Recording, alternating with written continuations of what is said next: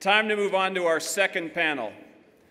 Their job is to explore the question of what services Albertans need government to provide. To introduce the panel and our speakers, please welcome our moderator, Brenda Finley.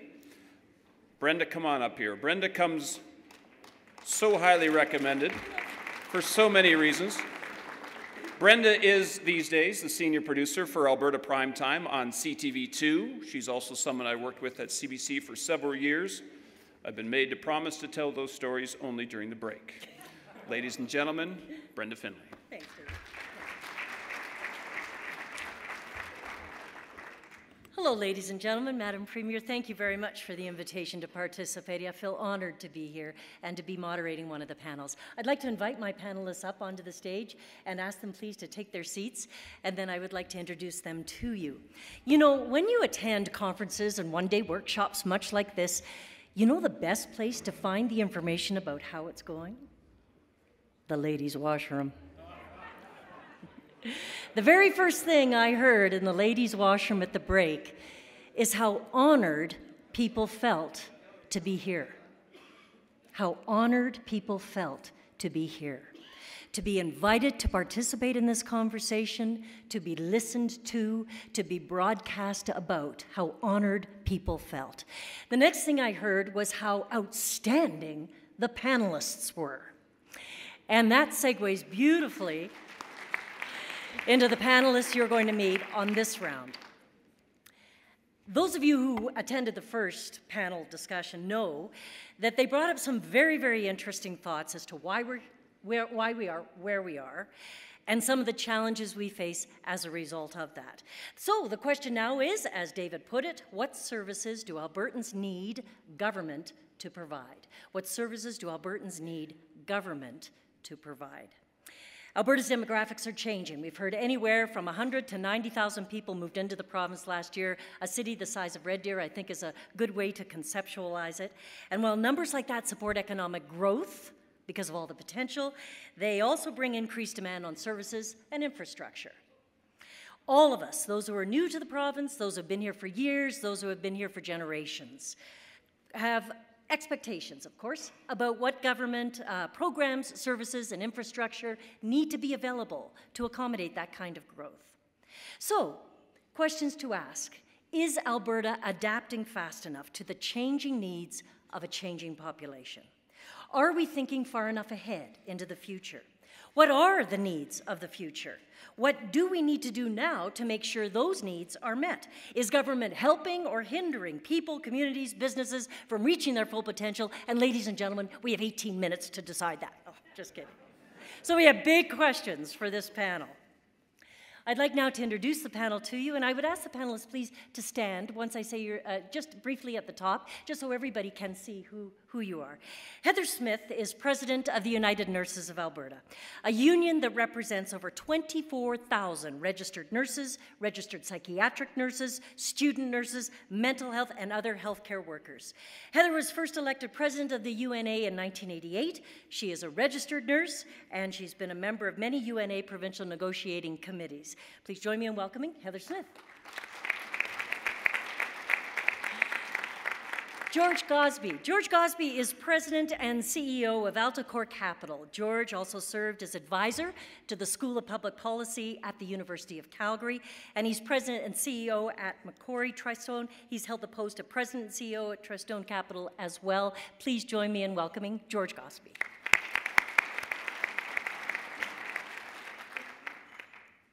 Dr. Joseph Doucet. Dr. Joseph Doucet is interim dean, currently holds the Stanley A. Milner Chair in Leadership at the University of Alberta's School of Business. His professional interests are energy and regulatory economics and policy. He is a frequent commentator in the media. Please join me in welcoming Dr. Doucet, who likes to be called Joseph. Liz O'Neill. Liz is the executive director of Boys and Girls Club Big Brothers Big Sisters Society of Edmonton and area. Liz started in 1979, serving 50 children.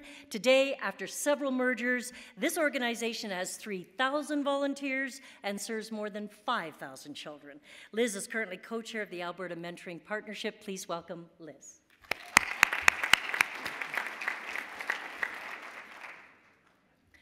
So, no doubt you are anxious to hear from each one of these panelists.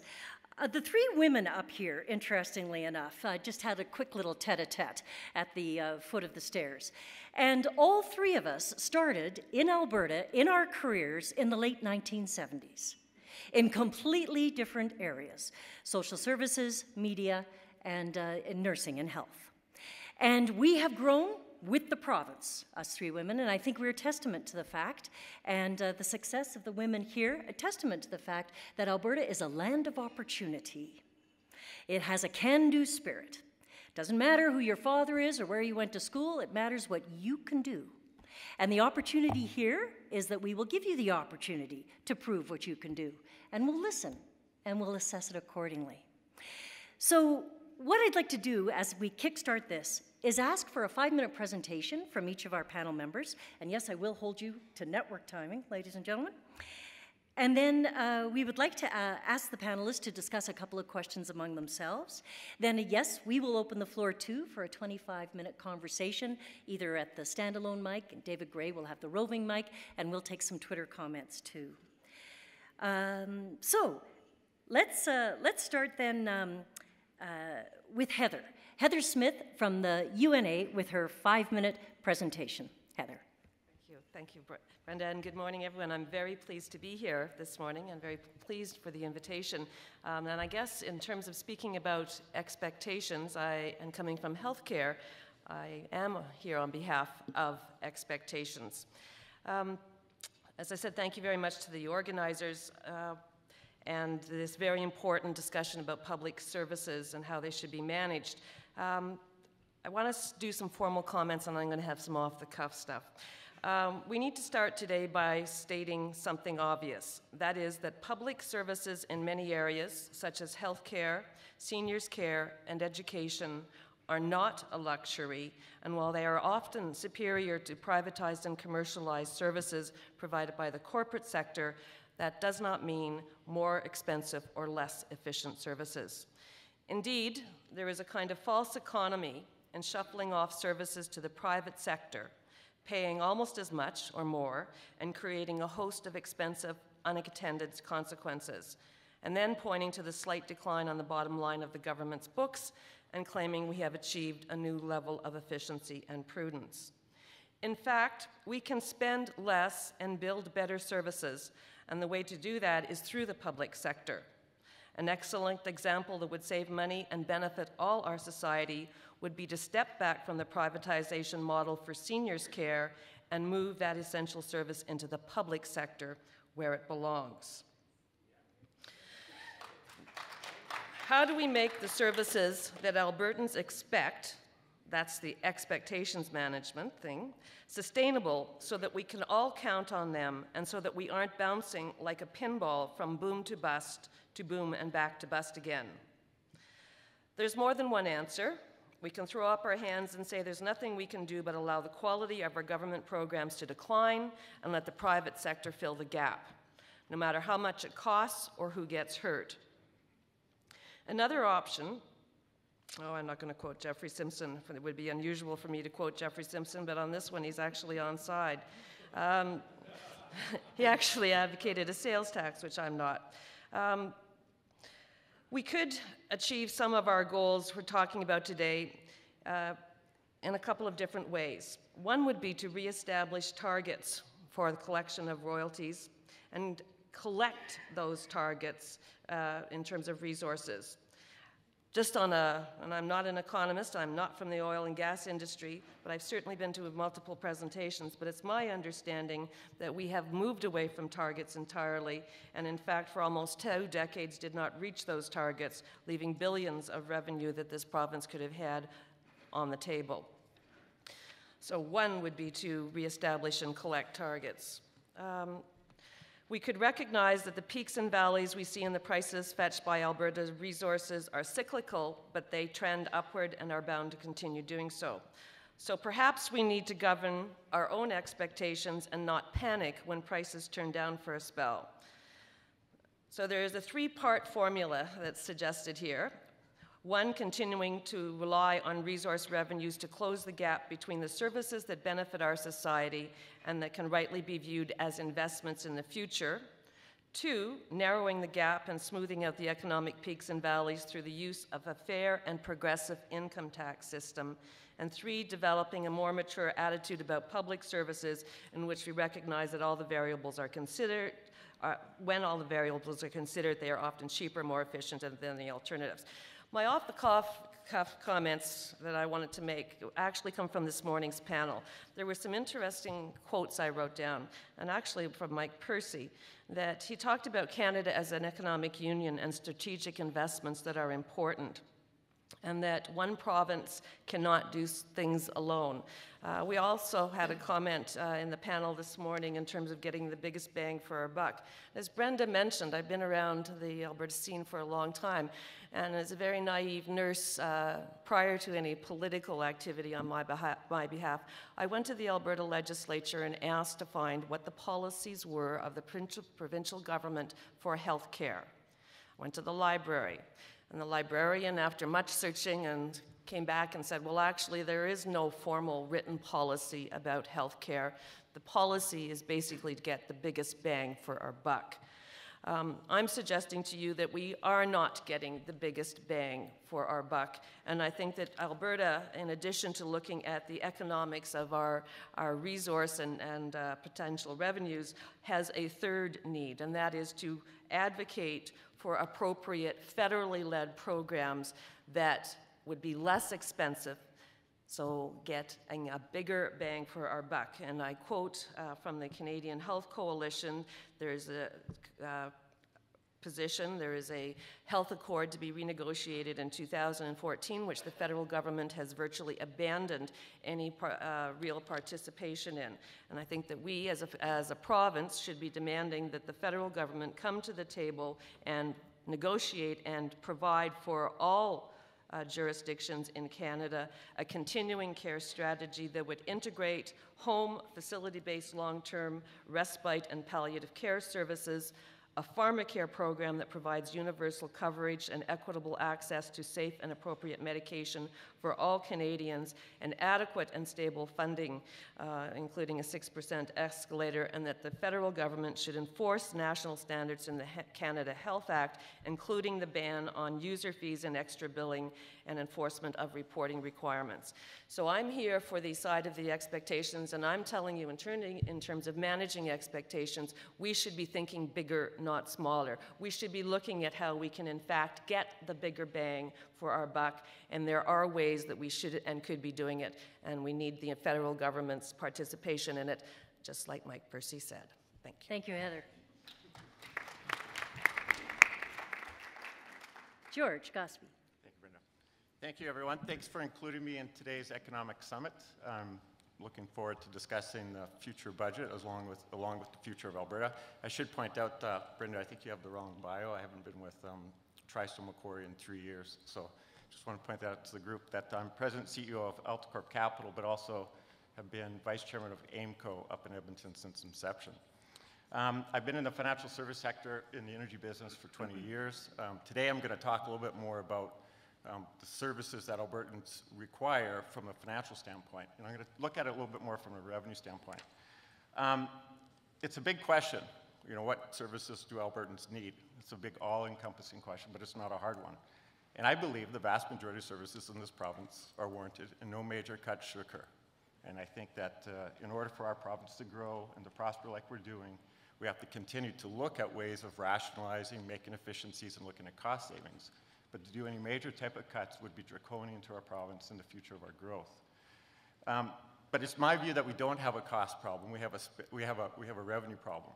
Expenditures are needed now to help our province now and in the future. We have 100,000 new Albertans every year. By 2033, we're going to have 1.3 million more. We have a very high GDP, a very low unemployment. We have to continue spending up on not just our core services, but our infrastructure in order to foster this economic benefit that we have in Alberta here that is the leader in all of Canada. We're also blessed with a tremendous resource that has provided a great deal of revenue to fund our growth. But our petro subsidy is evaporating. The basin has changed, the revenue model's changed with how we collect that. The nature of the economics of the basin has changed, and so it's time that we change our revenue model. First, our natural gas royalties were on the decline after 2009, and we saw that evaporate quite substantially. And now our oil with this differential is now going to create a longer-term infrastructure problem that we have with collecting greater royalties. And so our luxury revenue situation that we have in Alberta is decreasing. And it's time we need to implement other forms of revenue to support the service that we need. And I want to talk about two in particular. First, I'd advocate a consumption tax of 5% and lowering personal income taxes more. The numbers would allow Albertans not to only balance the budget, but save more royalty revenue in the future. As well, a further cut in personal income taxes would generate more investment, diversify the province, and increase corporate revenue. In the earlier panel, there was a comment made with regard to Texas and how they diversify it. It's interesting to point out that Texas has no personal income tax and a sales tax, and they're a leader in diversification away from the oil and gas sector. They're also one of the highest personal contributions per capita to the ultra-culture scene of any state in the United States of America. And I'd also like to call this consumption tax something that would get on the minds of all Albertans and educate them, and I'd like to call it the DST, the differential sales tax. I think it's not an economic term associated with the differential. The differential sales tax could be a short term as long as the differential returns. When we have further pipelines built, further infrastructure, we could then look at changing the differential sales tax. But it's important from an educational standpoint that this province and the people of this province understand what our economic drivers are, how the basin works, how our royalties are calculated, and what the importance is the differential is on our economy. And so by highlighting this and not making it as part of an HST, I think it will go over really well with Albertans and will lead to a lot more stabilized income. I'd also recommend one more thing, and that's returning of the healthcare premiums. And I think that's $1 billion that could really be put back into place of the healthcare system in order to need to provide the same great services going forward. With regards to the topic that I was actually asked to speak upon, what services do Albertans need, I'd like to talk about one that I think that Albertans don't need, and that's government being in the banking business. I think ATB Financial in particular has been a very good success over the years. I think it served its purpose with regards to being government ownership. They've grown to stand on their own. If ATB was to privatize, it would bring about $4 billion into the government coffers, but more importantly, it would remove a liability. We've had a great history of privatizing our companies in this province. AGT became TELUS, Alberta Energy Corporation became Cenovus, and in Canada, they were very good Alberta-based companies, but they became Canadian champions and a lot bigger than where they were today. So those are my comments, and I look forward to answering any more questions we have in the future. Thank you, George. Thank you. And Joseph. Thank you. Madam Premier, honorable members, distinguished guests, thank you very much. It's a pleasure to be here with you today. Just as a quick intro, I want to echo what George said regarding services. I'm going to talk about services a little bit, but I certainly think that because of the advantage that we have and the advantages that we want to sustain in the future, we do need to look very, very carefully at cuts that we might want to make and think very carefully about what they might mean for the long term. And just a comment on one of the questions that came up to the last panel regarding what I think the questioner perceived as an inconsistency or incoherence regarding Alberta not having enough labor or manpower, as well as not enough financial capital, and the fact that we attract a lot of foreign or international capital, financial capital to the province. That's a good thing. That's not a bad thing. That's a good thing. We have a lot of resources. We're resource rich compared to a lot of other jurisdictions that are cash rich compared to us or Canada. And if we had to wait or depend on domestically or domestic financial markets to fund programs or to fund investment or to fund capital investment here in Alberta, we would be much poorer. So I think we want to highlight the fact that we are an international trading jurisdiction. We live and die by trade, and that has to be first and foremost in terms of thinking about our situation in the globe, whether it's with respect to human capital, whether it's with respect to financial capital, whether it's with respect to technology. In terms of the panel and what I was asked to talk on, three overarching messages. First, I think that we need to make explicit the trade-offs that we want to make in choosing policies, whether that's with respect to services, revenues, or expenditures. So I'm certainly in agreement with George regarding a consumption tax, and Mike Percy said it on the previous panel. I think we need to be very explicit about what that means, what the costs and consequences might be. Second, I think we need to use metrics for comparison of policies. And that's going to be fairly easy when we look within a given ministry or department or set of services or programs, and looking at healthcare, for instance, we can fairly easily look at very hard metrics and determine what kinds of investments need to be made. It's much more difficult when we want to look across ministries. How do we compare healthcare with clean water? That's a tough one, but I would urge us to think about that, because when we're looking at a basket of services, when we're looking at expenditures, we need to have a basis, a rational basis for comparison and decision making. And it's even much more difficult when we think about intergenerational comparisons. And that's where part of the discussion with respect to what to do with non-renewable resource revenues really hits home. What to do with those revenues, whether we spend them today or save them for the future, really is an intergenerational comparison. And that's a hard one to make, but one that I urge us to consider and think about. Now, in terms of the services that Alberta or Albertans need, I'll dispense with the needs versus wants type of discussion, but just point to an experience that we're all familiar with, and that's the U.S. fiscal cliff discussion that we saw last year and at the beginning of this year, and that is certainly ongoing, just to highlight the fact that when we think about services, we can't have that discussion in a vacuum. We can't have that discussion without thinking about revenues. Because with all due respect, when Albertans tell our government that they think that healthcare is important, and they really mean it, and I agree, just asking what is important isn't sufficient, because everything is important. We all want healthcare. We all want better education. We all want a cleaner environment. But we have to make choices. And so that choice requires us to think about the services within the context of a revenue decision. I'd also add that we need our objectives to be clear and operational, and so we need to think about what type of clean environment, what type of good educational system, what type of healthcare opportunities we need, and so on. Balancing, the question for the panel about balancing, that speaks to the need to measure trade-offs. And again, that's going to speak to the need to evaluate benefits, which is generally much harder than cost, and I've just got 1 minute. So we need to evaluate benefits, and we need to think about those hard trade-offs. And finally, in terms of expectations, I'll point to the government's role in managing expectations. I was mentioning to someone at the break, when I came to Alberta, I asked the question quite often in my classes, is Alberta lucky or smart? And my belief is that the last decade, we believed that we were smart. We believed that we were smart, and we didn't consider luck, and because of that, we were blinded to some of the bad luck that has happened. And that's made us less purposeful in terms of choosing appropriate strategies. So let me end on this. A quote from an author, Randy Posh, in a book entitled The Last Lecture, which says that luck is where preparation meets opportunity. Alberta still has tremendous opportunity. We will be lucky if we are well prepared to take advantage of that opportunity. Thank you very much. Thanks, Joseph.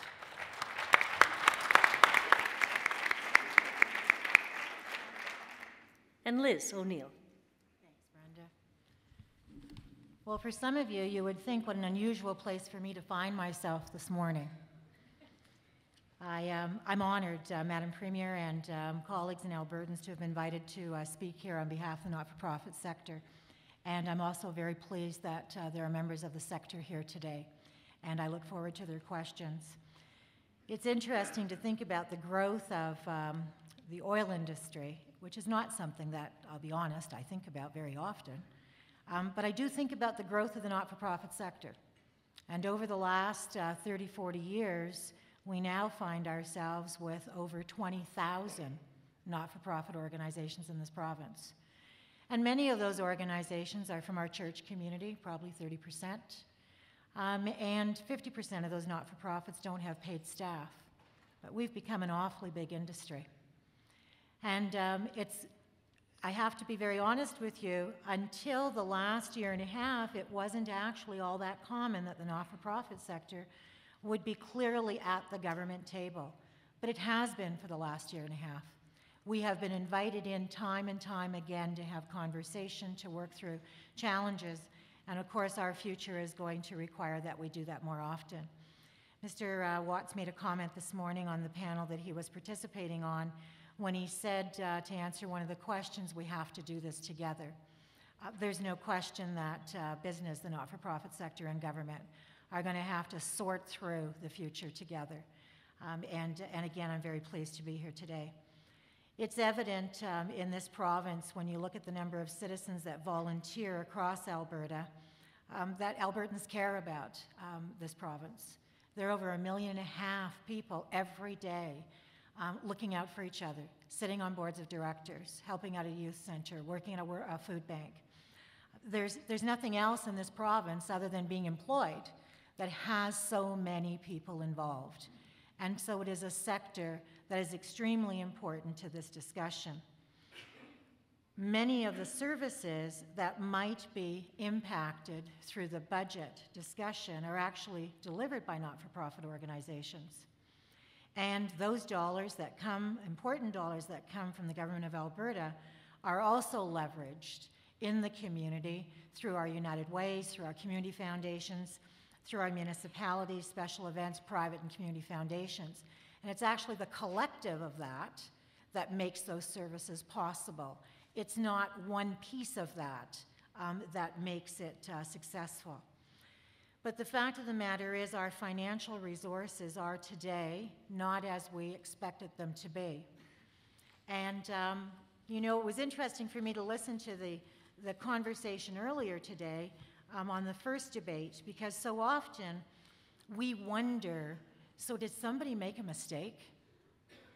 Did somebody get up one day and just do something bad and not look out for all Albertans? Well, this morning we were very clearly told that's not what happened here. We are living in a situation that we didn't see coming, but it's here, and we're going to have to do something with it collectively.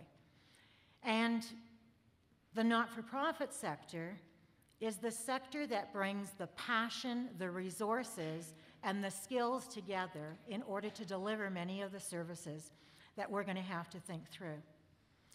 And I think that it's fair to say that the not-for-profit sector is going to have to sort through how is it going to better work together in order to make sure that the resources that we are using are being spent in the most effective and efficient ways.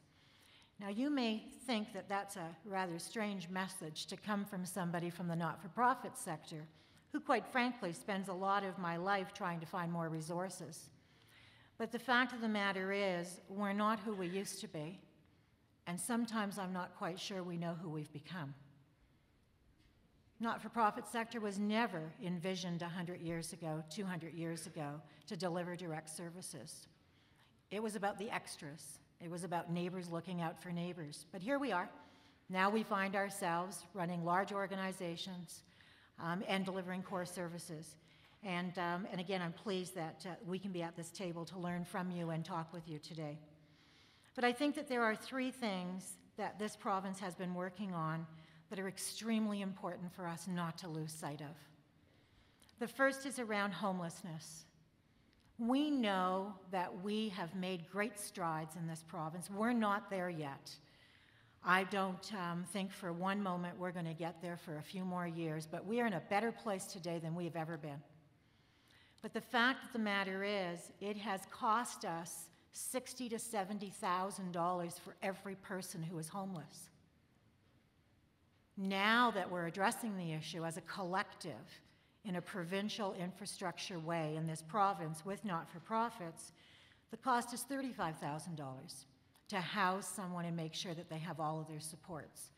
We don't want to go back to spending $60,000, $70,000, but we cannot stop the work that is happening in this area. The second area is the area around early childhood framework. We talked earlier this morning about the importance of education, but sometimes we talk about education as if it starts at age 6. The fact of the matter is our early childhood framework has got to be built in this province. We're not there yet, but we know from research across this land that for every dollar we will spend in this area, we will save $4 a year for every child that is supported in this way. That's an incredible investment, not one that we're seeing in many other areas of our work. And so it's extremely important that we get that right and that we stay focused on that. The third area that I talked to my colleagues about, because I did phone many colleagues about having this opportunity, they said to me, Liz, you really need to make the point about the fact that we're already spending $8 billion a year on halving poverty. Imagine what we could do if we spent $8 billion a year on eliminating or reducing poverty. And so,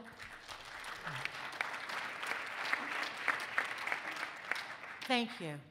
And we know that those expenses are spent in healthcare and in crime issues and in health services and food security. And so we've got to stay very focused and continue this coordinated path around those three major issues. But there's also no question about the fact that we've got to figure out how to work together. It's actually unusual for us as not-for-profits to be invited into the business world. I remember being at the Growth Summit in 1996. And I remember Betty Hughes was the person who was leading the social services sector conversations. And I remember meeting some members of the oil community, wonderful people. But we realized one morning, I start reading my paper from the city section and they start from the business section. We don't even begin our days the same. They had not met people, through no fault of their own, who lived on minimum wage, who were new immigrants, who had limited resources. And I had not met people who had many resources. And so it's bringing those pieces together about the fact that Albertans matter to all of us. That was clear from this morning's panel, and I just know it's going to be clear from the next two panels. We have a lot of work to do, and if we have to make tough choices, we would ask that the work that we're currently doing in these three major areas not be harmed. Thank you.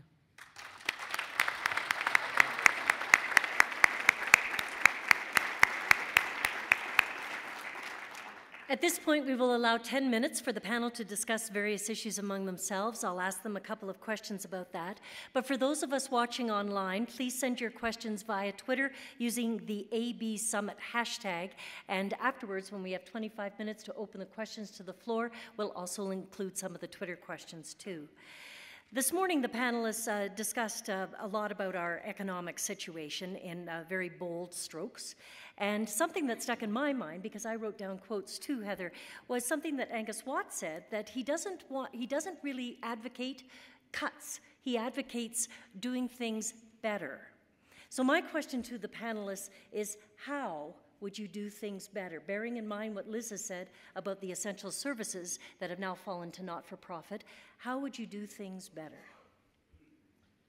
Well, I'd like to take a kick at that because doing more with less has been a repetitive theme throughout healthcare, certainly in the decades that I've been here in Alberta and practicing in Alberta.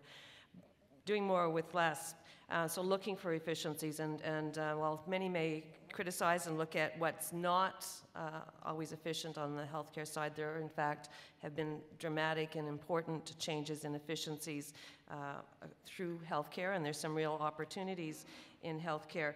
But I think that, you know, we need to look at, and I go back to the opening comments actually by the minister, where do we want to be in 20 years? And if that's guiding our decisions, we have to look at some of the bigger picture stuff in terms of determinants of health. And Liz actually spoke to that in a number of ways in terms of looking at poverty, looking at childcare, early childhood development. And I think, you know, the message I would bring is we need to look at the big picture. We need to look, I agree, where we want to be, and we need to start investing in longer-term solutions. In health, a lot of health, unfortunately for many years, is reactive and after the fact. And health, people say we need to do things upstream. We need to do things upstream if we want big economies of savings across. And that includes poverty, that includes housing, that includes safe water, it includes a whole number of things. And looking not at the single year or 2-year or even 5-year returns we have as a society, but what we have in 20 years.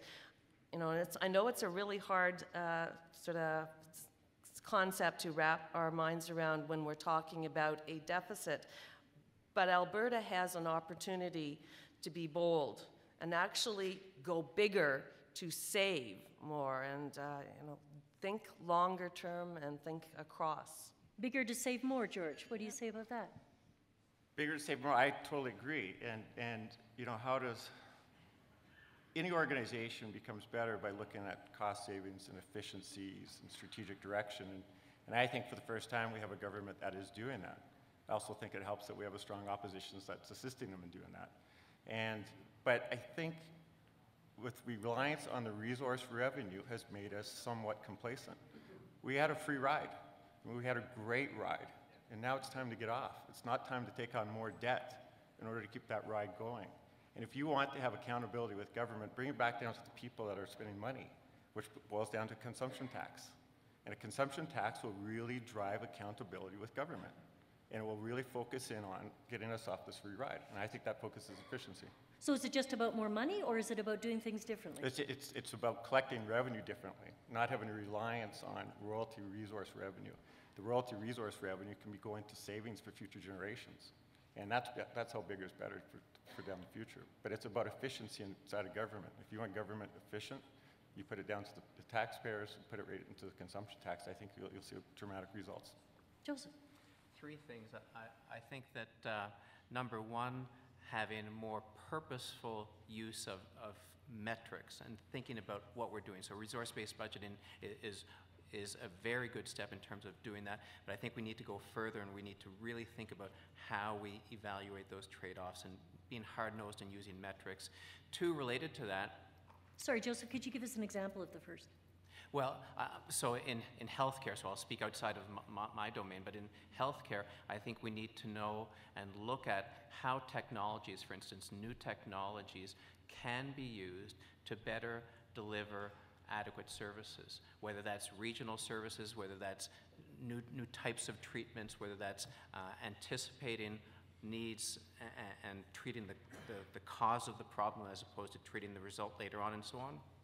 So I think really being purposeful in terms of how we use metrics, comparing ourselves with other jurisdictions, recognizing that we're in international markets, whether that's in terms of healthcare, whether that's in terms of technology or others. And then the second thing, we're in a unique position right now, as are other jurisdictions in the world, in terms of incredibly low interest rates.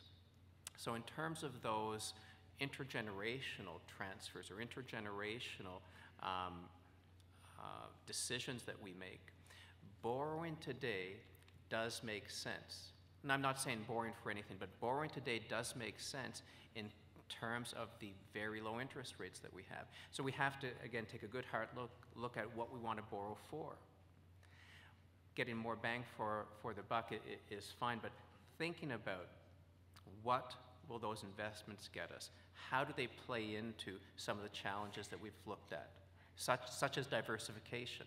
So just to end on that one, I'm a big fan of diversification within the energy sector. We have those energy resources. We don't need to diversify into car manufacturing or competing with Silicon Valley. What we do need to do is think about how investment in technology, whether it's more efficient extraction, whether it's better management of resources, whether it's better air quality, how does investment in that type of that type of technology help us do a better job with the resources we have and gain preeminence, not just in Canada, but in the world in terms of those technologies? Liz, how do you feel about cuts versus just doing things better? And perhaps some of the comments Joseph had. Joseph, some of the comments you were just making just so resonated with me in terms of the not-for-profit sector. The sector has an income base of over $1 billion in this province.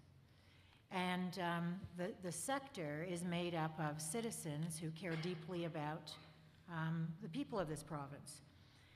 But we actually only have one way for people to actively do that, and that's to set up another not-for-profit organization. Well, we have 20,000 of them. I don't know if we need more of them, and I suspect we need to make some sense out of whether or not we're doing business in the best way possible with the 20,000 that we have. And we have no real mechanisms that allow us, through innovation, to think structurally about making some sense out of this. I want to share with you a very quick example. Our agency made a decision last year to amalgamate 2 organizations in our city. The result of that was an immediate savings of $500,000. Now, Alberta was in a great financial position, and so we didn't have to give money back. We were able to move those dollars that were saved from the back end in infrastructure, like finance and fund development and marketing communication, to the front end in order to support additional kids in our community. It's that kind of doing things better that we need to figure out as a not-for-profit sector. The sector's too important to let it crumble or to let it fail. But we've got to pay more attention. We've got to put more effort into innovation in the sector. Can health do the same, Heather? Can health do the same in terms of amalgamating services or doing things differently or better? We have. There have been significant changes in the way services have been delivered here, and I believe that there are critics of Alberta Health Services, but I think we actually have an opportunity in this province to do what no other jurisdiction in North America can do, perhaps no other jurisdiction anywhere, and that is to actually realize a continuum of health services and health care from birth to palliative and death. We have the ability to actually coordinate all of those periods of somebody's life and to provide and coordinate services across the continuum from their home to acute care. There is incredible opportunity, I think, before us if we have the will to stay the course and invest the resources and the people to make that continuum come true. It's, other jurisdictions still have very clear delineations between, who is responsible for community-based service, who's responsible for acute care, who's responsible for long-term care. Actually, Alberta Health Services has the ability to coordinate and provide and ensure with transparency and accountability, cover the entire continuum. And it's again, we got to think big versus thinking about a specific piece or a specific cost and where we want to be 5, 10, 20 years from now. And last couple comments to you, George. Is that the kind of service that Albertans need from the cradle to the grave? I think it makes total sense, especially if we have all the resources, as Heather says. It's the coordination and the will of the government to lead it, and I think it makes total sense for Alberta. Do we have the money to do it?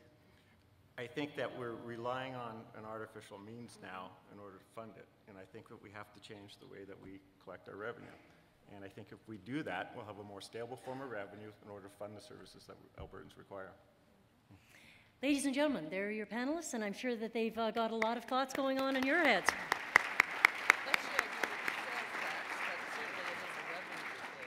So now it's your turn. We'd like to open up the floor now. Would ask those of you who have a question to please step forward to the floor mic right into the center of the room. Please introduce yourself. Please let us know what city you're from or what organization you represent if you do. And we would also like to suggest to those of you watching online to please send in a Twitter comment or question via AB Summit hashtag. And also David Gray is walking around with a mobile mic, so if you find it difficult to get from your seat, David can help you. And David is right now standing with the leader of the Alberta Liberals, Yep. Raj Sherman. I'm going to try to break up the tyranny of the one microphone. So if you have a question and you just don't want to get up, please come on over and find me or just wave your hand. And there's another mic on the other side there, just so we can move around the room a little bit. Let's start with Raj Sherman. Thank you, David. Thank you all so much, and everybody here. This is fantastic. To the panel and Heather, what are your thoughts on having a world-class home care system and a world-class primary care system that coordinates and integrates acute care, community care, seniors care, and as well as care into the school system with strong performance and accountability measures? Absolutely. I mean, it's a no-brainer in terms of cost savings, both short-term and long-term. And you know, I go back to Liz's comment about demonstrating that in investing $1 saved you $4. The same would be true in terms of investing in home care services and community-based services. I go back to some of my opening comments. We need to have it's not just an issue here in Alberta. Long-term care is a disaster and a disgrace right across this country. We are not the only jurisdiction that is outraged that diapers are substitutes for staffing. You know, and we can do it, but I really feel it has to be a nationwide initiative, just as acute care was a nationwide initiative that has saved us billions and billions of dollars. We were at the same costs as the United States when we introduced Medicare. We're, half of their costs in terms of healthcare. So, you know, it's been a big cost saving. Let's expand that basket and save even more. Let's go to the floor now. Hi there, I'm Jesse Rowe with the Alberta Energy Efficiency Alliance, an industry association here in the province.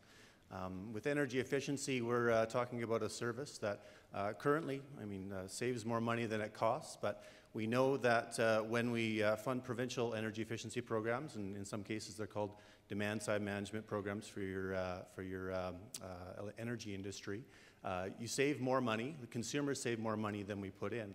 It also reduces our environmental costs, and it's good for our reputation, so it's really good from a social license to operate side of things. And your question? Now, currently, we don't have any funding in the province for these types of programs, but we know the government is working on this, and we're working with them to look at where do you get funding for new services, ones that we're not doing right now. And I don't want to put too much pressure on the folks in this room that need to deal with our budget deficit, but there are new things that we should be thinking about that have opportunities in this province, and we know budget is one of them. The utility system is usually how it's funded in other jurisdictions. We have a carbon fund here in the province, a lot of other options. For me, I'm looking for advice on how do you make the pitch for getting even new services that have that economic, environmental, and social benefits on the radar and funded in addition to what we're already doing? School of Business better answer that. Well, it's a good question. I think fundamentally the single biggest and best incentive for energy efficiency is the energy price itself. So to that extent, the restructuring of the electricity market in Alberta, not everyone is a fan of what's gone on, and it hasn't been without hiccups, but the fact that we have an electricity market that has a market-determined price for electricity that is borne by consumers and producers and isn't or doesn't lead to any debt overhang or cost overhang for voters in the province, for residents of the province, which is the case in most other Canadian provinces, I think is a very good turn of events for energy efficiency in electricity, on the electricity side. Natural gas, we've seen a roller coaster of natural gas prices over the last 15 years, and clear as day, you can plot investments, consumer investments in efficiency measures as natural gas prices go up, and as prices go down to where they are today, you see consumers not spending as much on energy efficiency. Is there room for government intervention? There probably is, but in all honesty, I'd say that in the grand scheme of things, in terms of the breadth of demands on energy, on government resources for services, that's not one that I'd put on my top 10. Thank you. Over to David. I think we should join the corner first. Sure. Hello, my name is Matt Orr, and I'm from a small rural town called Vulcan, Alberta. A few of you may know of it. And my question for the panel today is, I'm involved in our community's development committee as well as small community service group, Kinsman. And what I do see, especially in the room today as well, is that there's definitely a lack of younger input, and that's also younger involvement. And my question is do we find that as an asset to have a younger involvement in these questions and answering these questions, or do we feel like we have the wisdom, we have the experience to do it on our own? So my question is, do we want younger people to help us answer these questions, or do we want to lead them to that future? Thank you. Liz. Yeah. Thanks for being here. Great community that you're from. You know, I can't imagine us being able to do this without our young citizens and our young leaders. I just can't imagine. It wouldn't even cross my mind.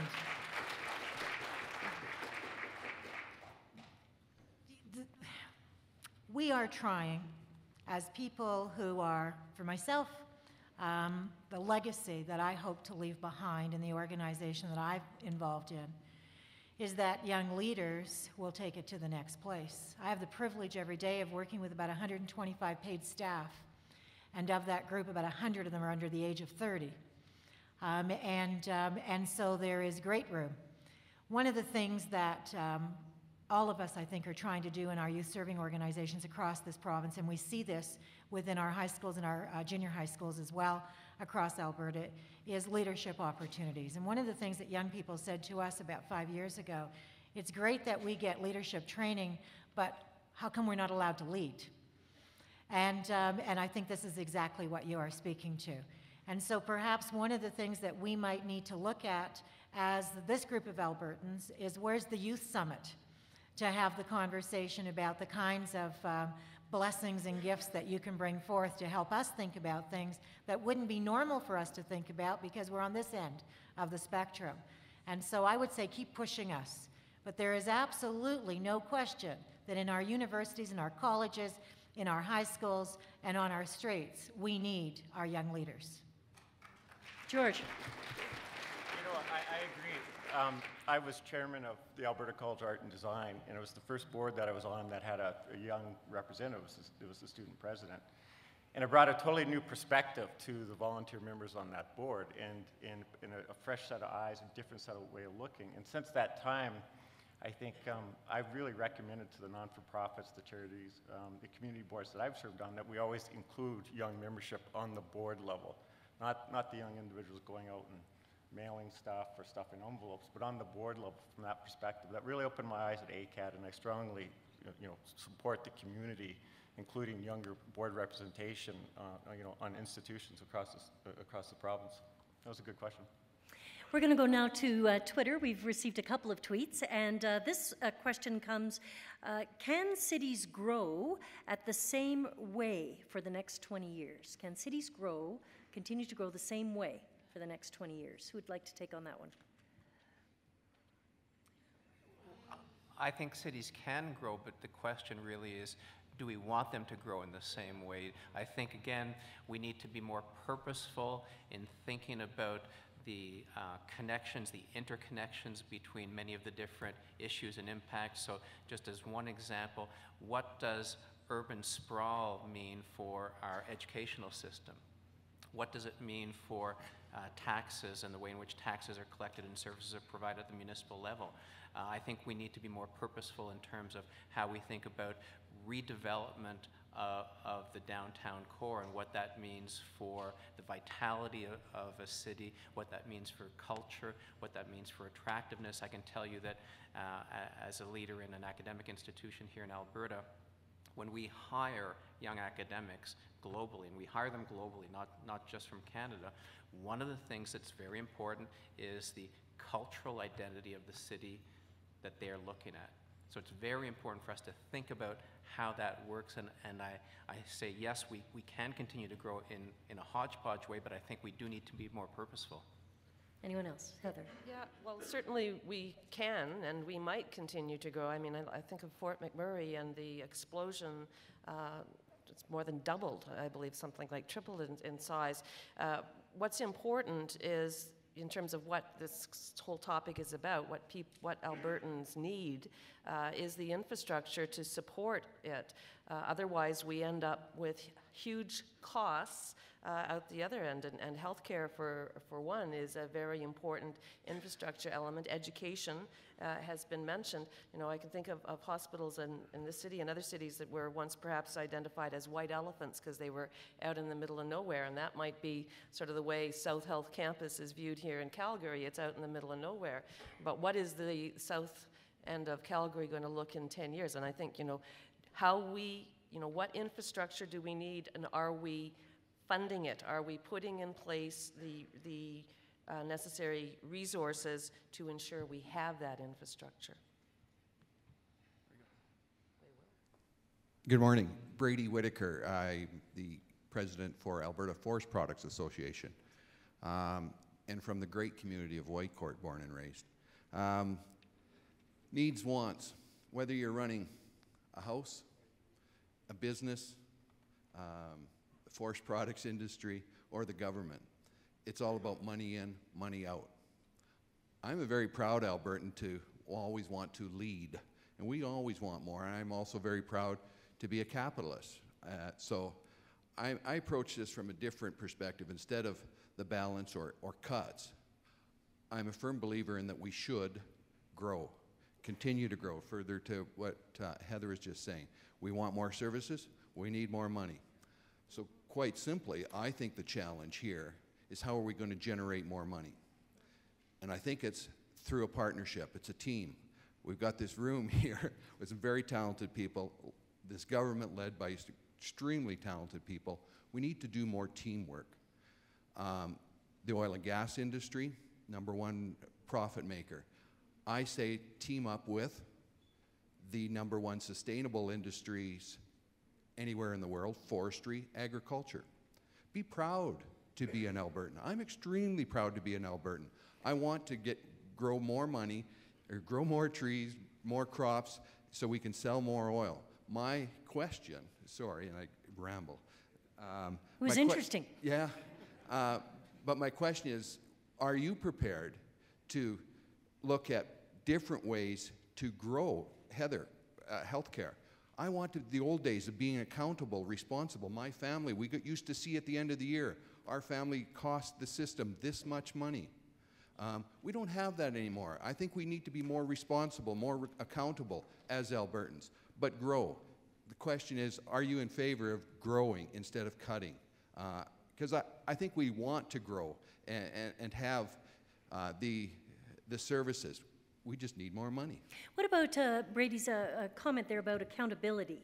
How would you handle that? Perhaps Liz. Albertans' responsibility for accountability for how they use services. Great question.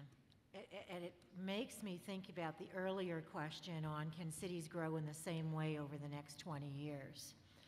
And where those things come together in terms of the need for more resources, the need for more people, the issues and the challenges that more people bring, and the inability perhaps of us all having worked together in order to ensure that we mitigate or reduce those. And I'm thinking specifically about when we have grown industry in this province, we have increased the number of newcomer immigrant citizens coming to our province, or increased migration.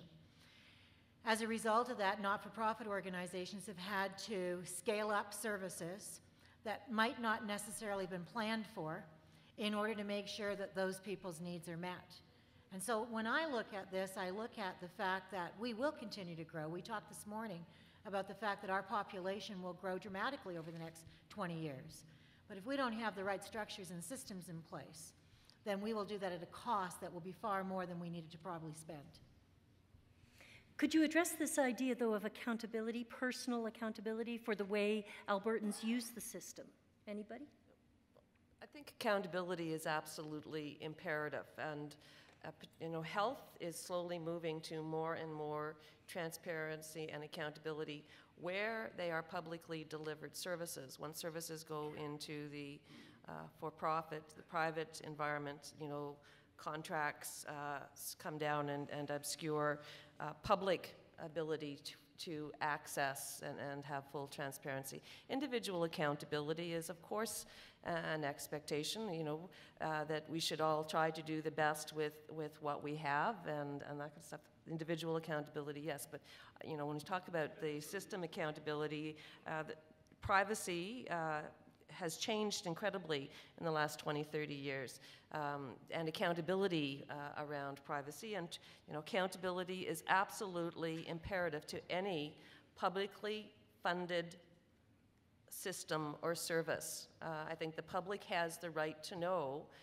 and the organizations, individuals providing those services have to be accountable for the public dollars spent. And I guess, too, what I'm drawing attention to is individual accountability for the way they use the system and don't abuse services, et cetera, to a waste of money. Right, and there's often suggestions, there's lots of myths certainly around healthcare, in terms of abuse and misuse.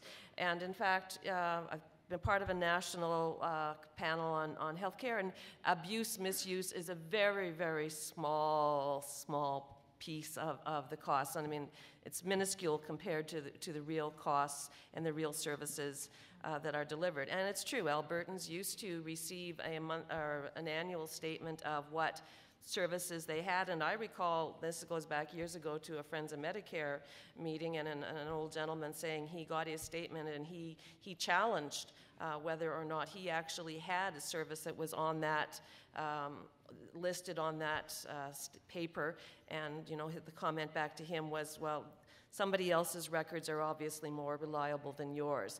So there was certainly issues around how reliable it was, and there's also been issues from the other side in terms of what is the purpose of that?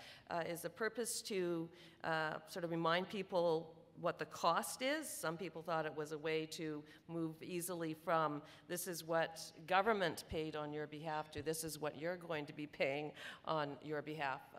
I mean, I don't have a strong view either way about whether or not you get it.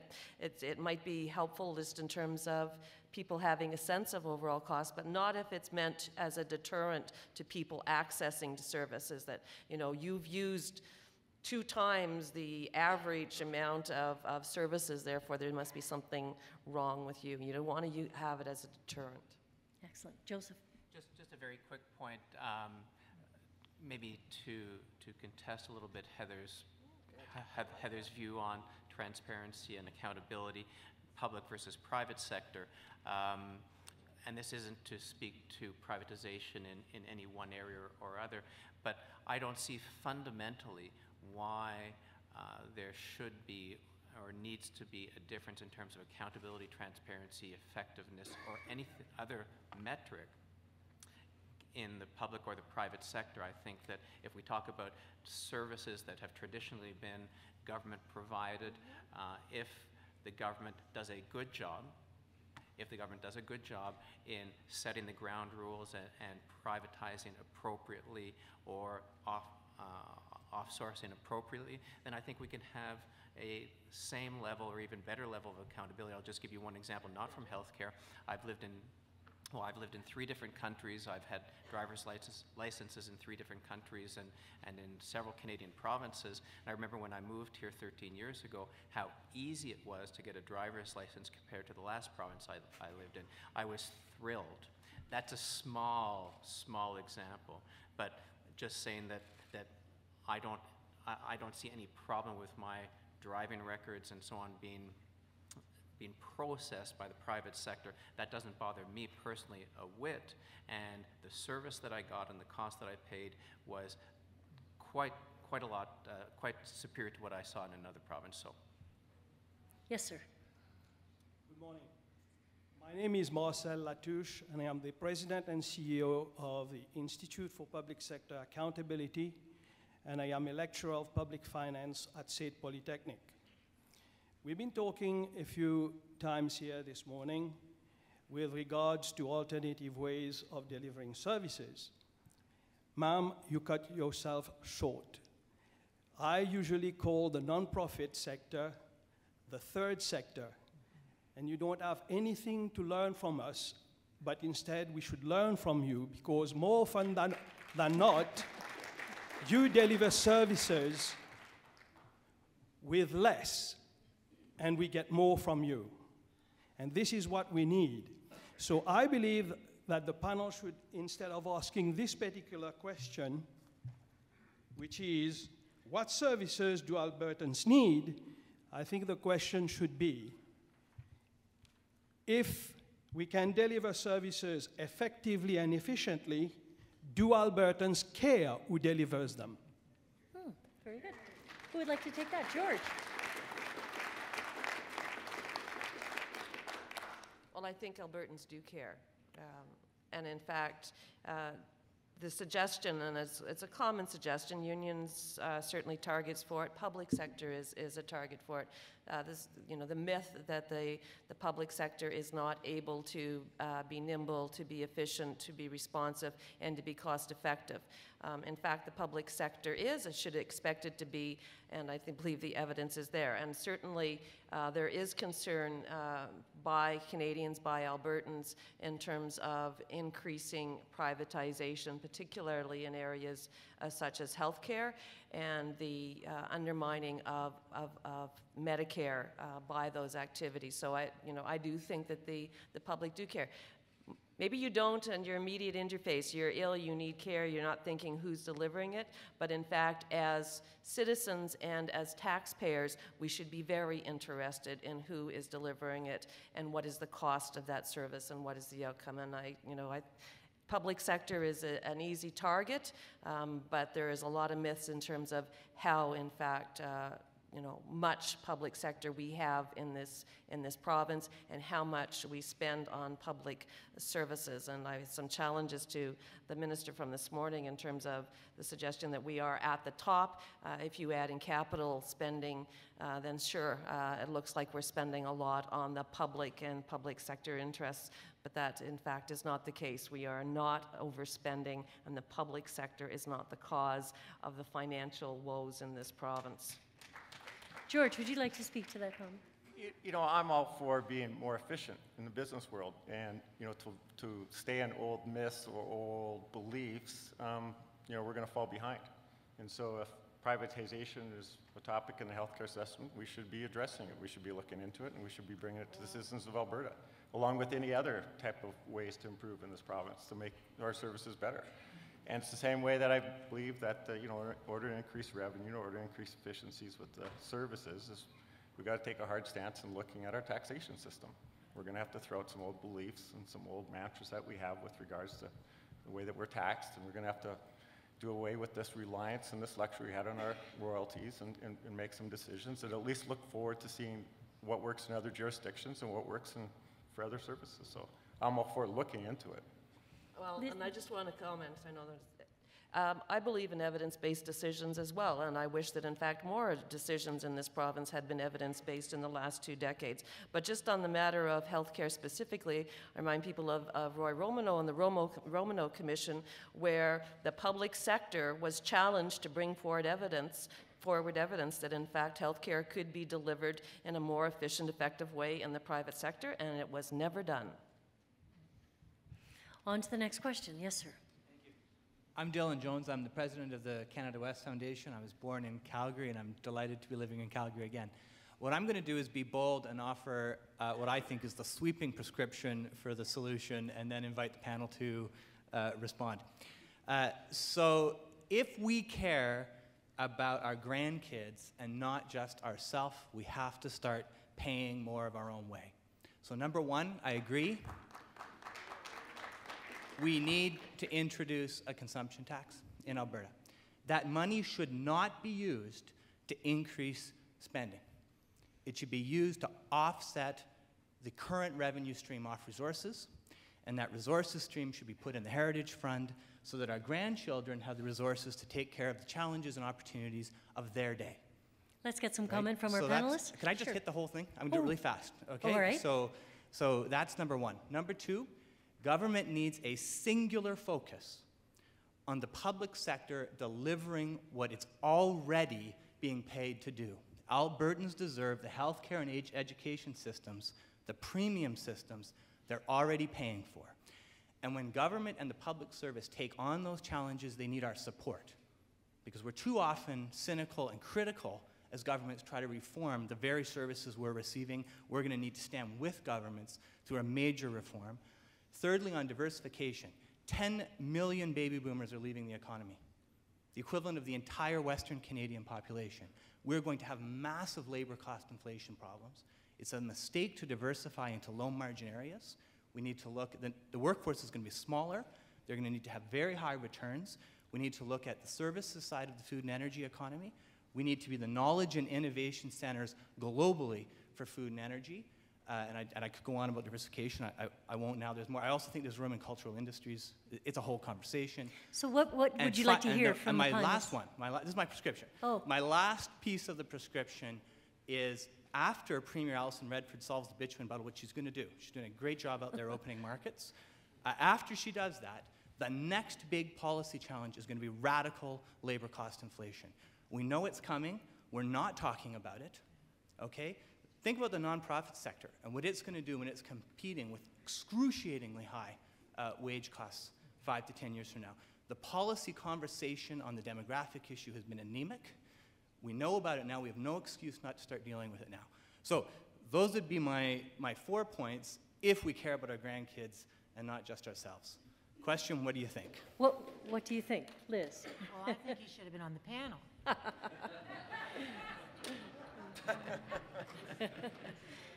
I said I think you should have been on the panel. Great questions. The man earlier asked a question or made a statement that Heather responded to about do Albertans care about how services, well, who delivers services? And you just made a comment about the not-for-profit sector and the wage challenges we're likely going to experience 5 to 10 years from now, which would have been the response that I would have given to the man just before you. Because today it does cost less. There's no question about that, to deliver services through the not-for-profit sector. But the reality is that we are going to have to put structures in place if we're going to keep people coming into the not-for-profit sector, as opposed to leaving the sector, and that's one of our greatest concerns. Because having Albertans and having citizens and having volunteers play an active role in this delivery mechanism is important. We think we get it more right that way. I'm not suggesting that's the way for health, and I'm not suggesting that's the way for education. But in terms of human services, quite frankly, it's unfolded well. But the reality is we do need pensions for those employees. We will need a cost differential that is not at the same rate as it is today. And we will need to have those conversations about how these pieces come together. And I think it goes to my earlier comment in the opening 5 minutes around the fact that I believe that the not-for-profit sector has a structural issue. We didn't intend for it to be what it has become, and we have to work through how we're going to manage and make sense out of where we are now. So great questions. I won't go to taxes. I don't have a clue. Don't have a clue. We only have a couple of minutes left, so I'm just going to take one more question. I'll try and be quick. My name is Jenny Adams. I'm from Edmonton Southwest. I'm a stay-at-home mom of a 3-year-old boy and a 6-month boy who also runs her own business herself when I can, juggling in between staying at home with those 2 monsters. So as Liz was talking about, I really understand the value of early education in childhood. So I make it a point in my life to have my son in a preschool. So I see the value, and I think some Albertans see the value in the long-term cause and effect of saving on healthcare and crime and other areas if we can just get those children educated. So instead of sending him to a day home that costs me $700 a month for him full-time, where I get a very good tax benefit, I send him to the only play school I could have imagined to get into because there's huge waiting lists. It cost me $560 a month for 2.5 hours a day. I juggle picking him up and dropping him off, and I make that a priority in my family. So my question to you in putting it out there is, do you see value in empowering and incentivizing parents to take this more upon themselves, not rely on the services that you're offering, not rely perhaps on the government so much, and also streamlining that messaging and showing us the direct cause and effect of, if you do this, if you can manage to fit it into your budget and your schedule, we will help in this way, but this is how it's going to save us in the future. Liz. You know, there is so much knowledge that is available to us to speak to your very points about the role that moms and dads play in supporting and raising their children and the benefits of the type of programming that you're talking about, and then how to manage the costs. But I'm not sure we get that information out as well as we can. We have initiatives across Calgary, for example, and Edmonton, and I know the Edmonton work better, Success by 6, which is about making sure that you know where the services are and the types of services you need and the cost and the benefit to those. And so obviously we need to do a better job of getting that information out. There's no question in the research in terms of good early childhood practices for our children will, without question, give moms and dads and kids better results. And I think that our government, quite frankly, has said over the last year and a half, this is an area that they're committed to. And certainly today, we've raised it again in terms of we've got to get that piece right. If we get that piece right, the rest for us is going to be so much easier in the long term. What about the questioner's point of view that if you can afford to pay for a service, you should? George. And tax credits, I think was your question. A tax credit would simply make me feel a bit better than, you know, there's some children who need help and they get that help, and that's great, and we make a point of affording it, but $560 a month is a lot for 2.5 hours a day. Mm-hmm. But we still do it because I see the value and I want him to learn, right? George, would you speak to the economics of it? I have to let Heather go. Heather, sure. Well, and the ability to afford is certainly makes people have different options and decisions. But I would say I would prefer to see where we make a collective investment in childhood and early childhood development and care, and that we have a national program, quality, effective program versus individuals with those who have the ability to afford being able to achieve one level of childhood support and development and those at the other end having none. I know, but we have had discussions in this country from time to time about early childhood development. I think it has to be a national program that we participate in. Otherwise, we end up with a fragmented system for, you're talking children, that we have for seniors, where those with $7,000, $8,000 a month ability to pay have a certain level of services, and those who do not have that economic freedom endure a very different level of care and services. So I think, it should be both ends of the spectrum for children and for seniors, that we have appropriately publicly supported, collectively invested in systems. George, a quick comment from you on that? That was pretty well said. Very good. A quick comment from you, Joseph. Very good. Thank you all very much. I'm sorry that we didn't have a little bit more time, but I sure appreciate what the panel was able to address, and thank you for the questions that you brought forward.